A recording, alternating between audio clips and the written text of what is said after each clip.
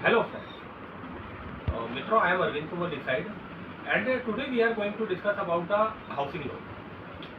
आपको पता है हमारा जो इनकम टैक्स एक्ट है इसमें interest on self occupied house property से 2 लाख रुपए तक का डिडक्शन मिलता है अंडर सेक्शन 24 क्लॉज बी। और अभी फाइनेंस बिल 2019 में एक एडिशनल 50,000 रुपए का डिडक्शन गवर्नमेंट ने अलाउ किया है अंडर सेक्शन 80 EEA, जो कि आपका अफोर्डेबल हाउसिंग के लिए है। अगर आपने अफोर्डेबल हाउसिंग ली है, 40 लाख से नीचे की प्रॉपर्टी अगर आपने ली है तो आपको वो डिडक्शन अलाउ करेगी गवर्नमेंट, और उसमें 50,000 तक का एडिशनल डिडक्शन मिलेगा for self occupied house property.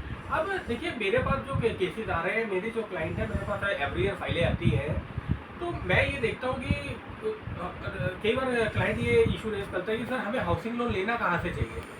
आप हाउसिंग लोन बैंकों से भी ले सकते हैं, हाउसिंग लोन NBFC से भी ले सकते हैं, और हाउसिंग लोन आप हुडको वगैरह से भी ले सकते हैं जो कि स्पेसिफिकली इसी काम में इन्वॉल्व होती है।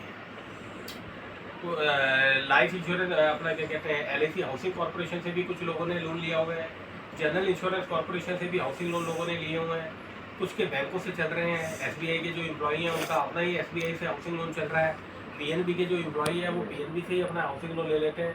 तो स्टाफ होने के नाते उनको कुछ कंसेशन मिल जाता है इंटरेस्ट रेट। अब ये तो हो गया कि आपने इंटरेस्ट ऑन हाउसिंग लोन लिया और उसका इनकम टैक्स में बेनिफिट क्या मिला, क्योंकि देखिए मैक्सिमम जो आपको डिडक्शन मिलेगा for self occupied house property वो 2 लाख रुपए तक का मिलेगा। फॉर एग्जांपल आपने कोई 1 करोड़ की प्रॉपर्टी ली और 1 करोड़ की प्रॉपर्टी पे आपने 70 लाख रुपए का हाउसिंग लोन लिया, और 70 लाख रुपए का जो हाउसिंग लोन लिया आपने रेडी टू मूव लिया, और उस पर आपने पूरे साल में 5 लाख रुपए का इंटरेस्ट पे किया, तो 5 लाख रुपए की इंटरेस्ट की डिडक्शन नहीं मिलेगी। द कैप इज 2 लाख रुपये, और जो 50,000 रुपये तक का एडिशनल डिडक्शन आपको मिलता है वो सेक्शन 80 में जो मिलता है वो अफोर्डेबल हाउसिंग के लिए मिलता है। मतलब उस हाउस की कीमत 40 लाख रुपए से ज़्यादा नहीं होनी चाहिए। अब तो लिमिट बढ़ गई है, 50 लाख रुपए कर दी है गवर्नमेंट ने, लेकिन वो छोटे 50 लाख से नीचे के घर होने चाहिए।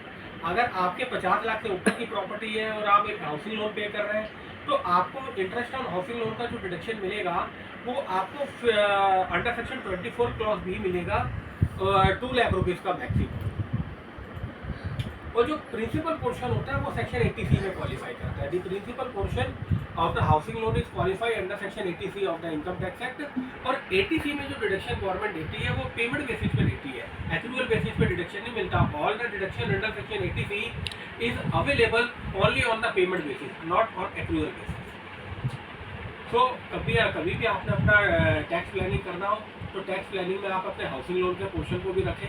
अगर आप 20% टैक्स स्लैब में हैं, अगर आप 20% के टैक्स स्लैब में हैं और आपने 2 लाख रुपए तक का हाउसिंग लोन का ब्याज क्लेम किया है तो आपका 40,000 रुपये टैक्स बचता है। अगर आप 30% के स्लैब में हैं तो आपका 60,000 प्लस टैक्स बचेगा। तो this is very important tips for saving. Thank you.